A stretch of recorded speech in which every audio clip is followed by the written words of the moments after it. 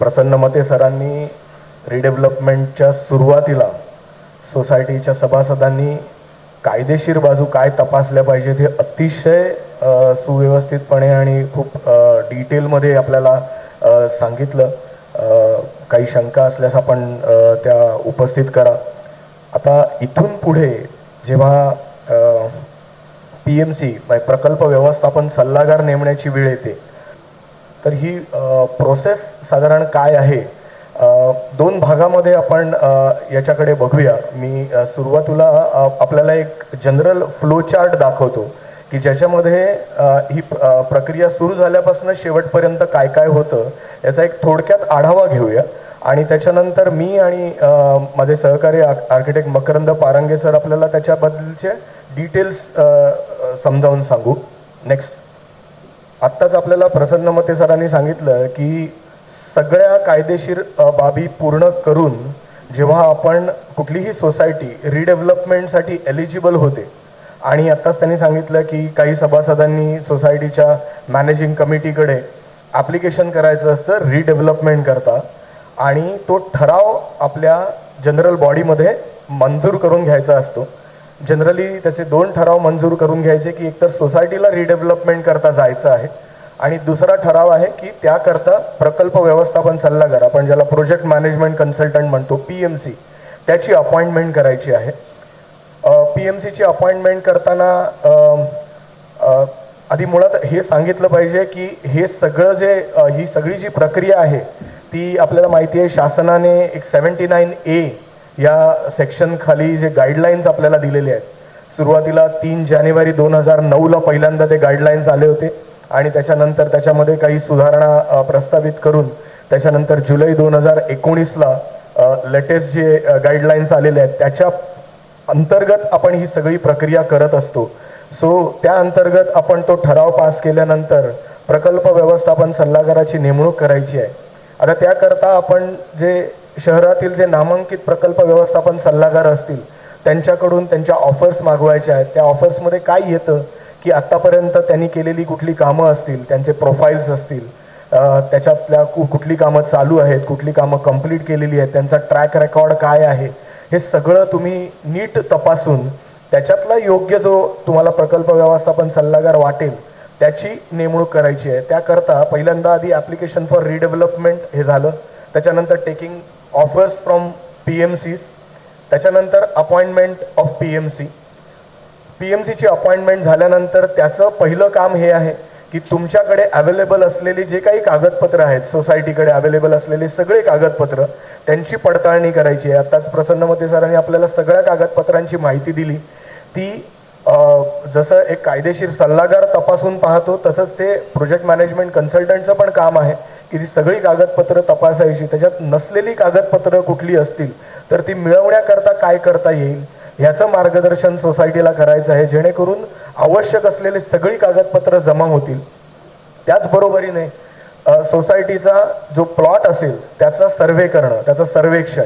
मगाशी त्यांनी तुम्हाला सांगितलं की एखादी जागा ताब्यात नसेल, छोटासा पार्ट ताब्यात नसेल तर त्याचे दुष्परिणाम काय होऊ शकतात, ती जागा ताब्यात मिळवण्याकरता आपल्याला काय करता येईल ह्याचं सगळ्याचं मार्गदर्शन करायचं आहे.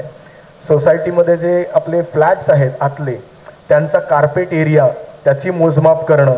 जर का तो सोसायटीकडे पहिल्यापासून अवेलेबल असेल आणि सोसायटीच्या सभासदांना जर का ते मान्य असेल तर कार्पेट एरियाचा सर्वे करण्याची गरज नाही, पण शक्यतर असं होत नाही. सो जनरली सभासद म्हणतात की नव्याने तो पुन्हा एकदा तपासून पाहावा जेणेकरून लेटेस्ट त्याचा एक रेकॉर्ड कार्पेट एरियाचा तयार होईल.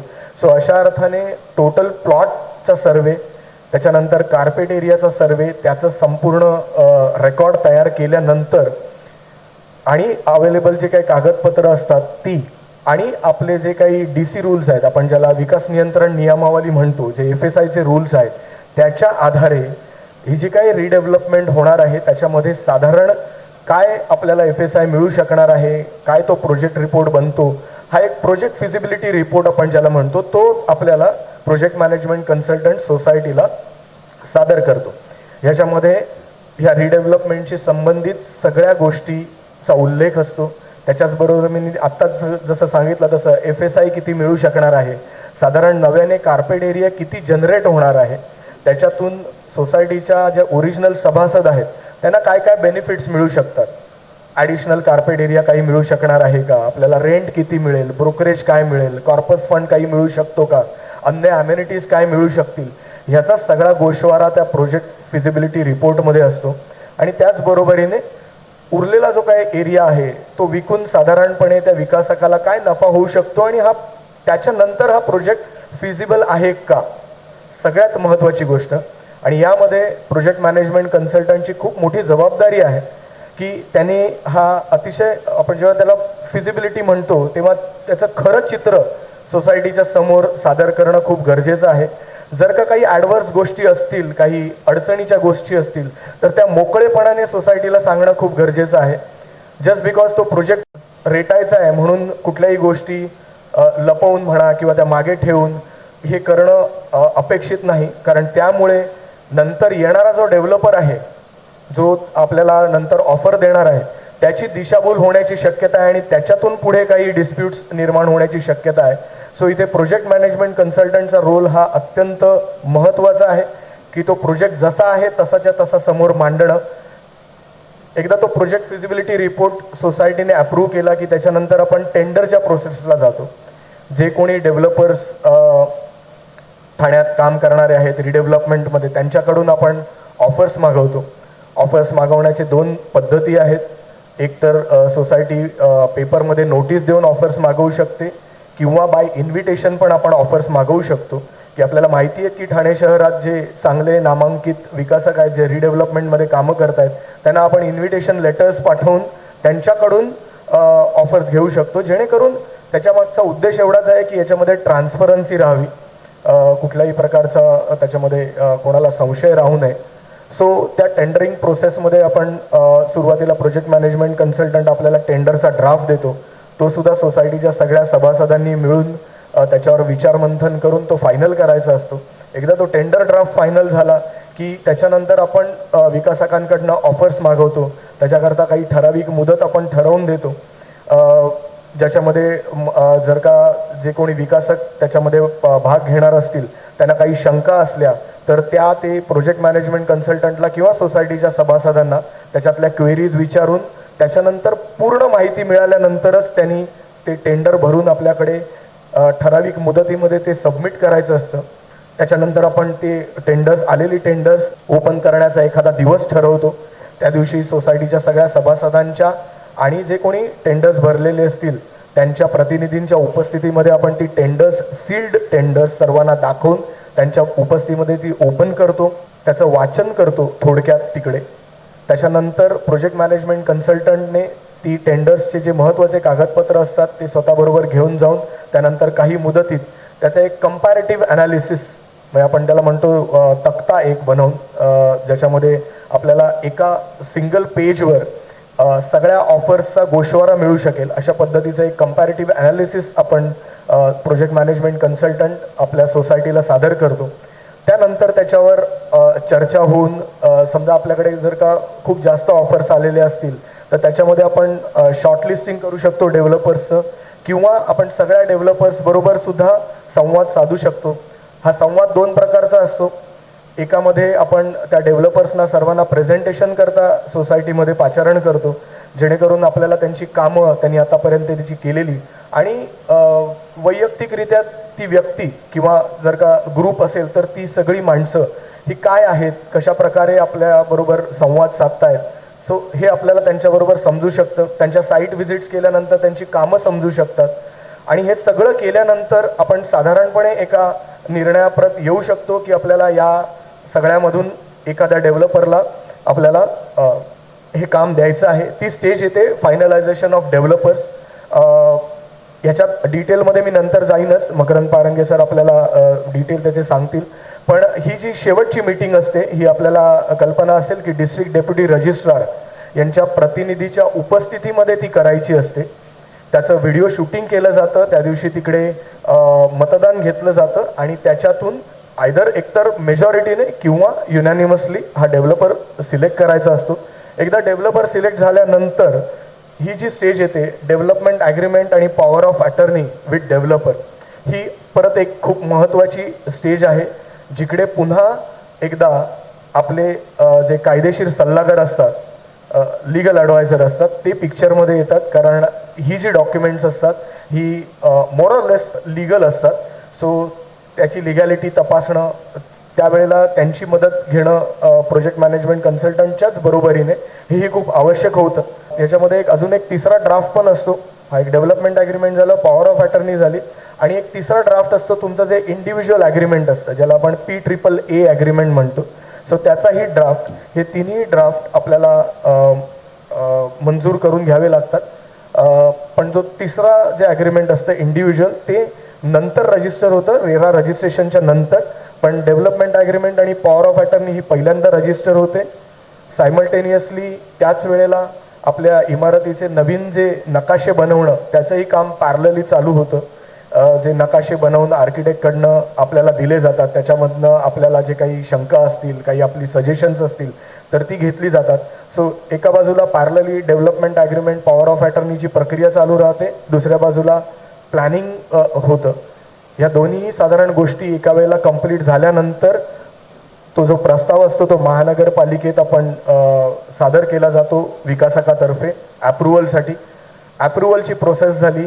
CC म्हणजे कमेन्समेंट सर्टिफिकेट आपण ज्याला म्हणतो, प्रारंभ प्रमाणपत्र, ते आल्यानंतर रेराचं रजिस्ट्रेशन केलं जातं.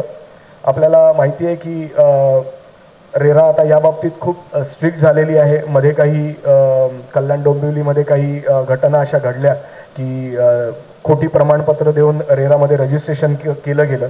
त्याच्यानंतर रेराने आता खूप स्ट्रिक्ट ॲक्शन घ्यायला सुरुवात केलेली आहे, आणि विकासकाने रेराकडे ॲप्लिकेशन केल्यानंतर रेरातर्फे महानगरपालिकेमध्ये पुन्हा त्या कागदपत्रांची पडताळणी केली जाते, आणि त्याच्यानंतरच रेरा त्या प्रकल्पाला रजिस्ट्रेशन देतं. प्रत्येक प्रोजेक्टचं रेरामध्ये वेगळं रजिस्ट्रेशन होतं. प्रत्येक प्रोजेक्टला रेरा रजिस्ट्रेशनचा वेगळा नंबर असतो, आणि तो नंबर आपल्या इंडिव्हिज्युअल ॲग्रीमेंटमध्ये सुद्धा नोंदला जातो. सो हे सगळं झाल्यानंतर आणि आपलं इंडिव्हिज्युअल ॲग्रीमेंट रेरा रजिस्ट्रेशन नंतर झाल्यानंतर विकासकातर्फे सोसायटीला एक पत्र दिलं जातं की याच्यानंतर ठराविक एका मुदतीमध्ये 30 दिवस असतील, 45 दिवस असतील, जसे सोसायटीमध्ये जितकी सभासद संख्या असेल त्याच्या प्रमाणामध्ये, की आता हे तुम्ही तुमचे जे जुने फ्लॅट्स आहेत ते रिकामे करा, त्याच्या चाव्या आमच्याकडे हँडओव्हर करा. एकदा शेवटचा सभासद सोसायटीतून बाहेर पडला की त्याच्यानंतर इमारतीचं डिमॉलिशन केलं जातं जुन्या, आणि नवीन इमारतीच्या बांधकामाला सुरुवात होते. त्याच्यानंतरची प्रक्रिया ही रेग्युलर आमच्या जी बांधकामाची प्रक्रिया आहे त्याच्यानुसारच चालू होते. त्याचं रेग्युलर इन्स्पेक्शन केलं जातं साईटवर आर्किटेक्ट्सतर्फे, इंजिनियर्सतर्फे. त्याचे वेळोवेळी रिपोर्ट्स PMC तर्फे सोसायटीला ठराविक एका कालावधीत दिले जातात. मधल्या काळात मीटिंग्स अरेंज केल्या जातात, साईटवर शक्य असेल तर साईटवर, अदरवाईज PMCच्या ऑफिसमध्ये, जेणेकरून सोसायटीला जे काही काम चाललं आहे त्याचा आढावा घेता येईल, त्याचे अपडेट्स देता येतील. आणि अशा रीतीने जेव्हा इमारतीचं काम पूर्ण होतं त्यावेळेला पॅरलली 2 इन्स्पेक्शन चालतात. एक महानगरपालिकेतर्फे बिल्डिंगचं इन्स्पेक्शन होत राहतं त्यांच्या इंजिनियर्सतर्फे, आणि सोसायटीच्या सभासदांनाही ती बिल्डिंग दाखवली जाते, त्यांचे फ्लॅट्स दाखवले जातात, मोजून दिले जातात. त्याच्यामध्ये जर का काही त्यांच्या शंका असतील किंवा काही गोष्टी जर का बदलून घ्यायची वेळ आली, किंवा अगदी काही छोट्या छोट्या गोष्टींमध्ये कधीतरी कामकाजामध्ये काही होऊ शकतं, एखादी टाईल तुटलेली दिसली किंवा काय, तर अशा ज्या गोष्टी असतील त्याची एक स्नॅग लिस्ट बनवली जाते. विकासकाच्या प्रतिनिधींना सांगून त्या गोष्टी दुरुस्त करून घेतल्या जातात, आणि सभासदांचं समाधान झाल्यानंतर त्यांना OC मिळाल्यानंतर फ्लॅटचं पोझिशन दिलं जातं. अशा रीतीने साधारणपणे ही रिडेव्हलपमेंटची प्रक्रिया पूर्ण होते. त्याच्यानंतर जे कोणी नवीन सभासद म्हणजे ज्यांना फ्लॅट्स विकासकाकडून विकून दिलेले असतील, अशा सभासदांना नवीन सोसायटीमध्ये इंडक्ट करून घेणं, ती सोसायटी पुन्हा बनवून देणं, आणि सगळे कागदपत्रांसह ती सोसायटी पुन्हा म्हणजे खऱ्या अर्थाने तो कारभार पुन्हा नवीन कमिटीकडे सुपूर्द केला जातो विकासकातर्फे, आणि या स्टेजला जाऊन ही प्रक्रिया सक्सेसफुली कंप्लीट होते असं मी म्हणेन. प्रोजेक्ट रिपोर्टकडे आपण आलो तर मी मकरंद पारंगे सरांना विनंती करतो की आत्ता मी जी प्रक्रिया आपल्याला सांगितली ती थोडी अधिक तपशिलात जाऊन ते तुम्हाला सांगतील. आर्किटेक्ट मकरंद पारंगे.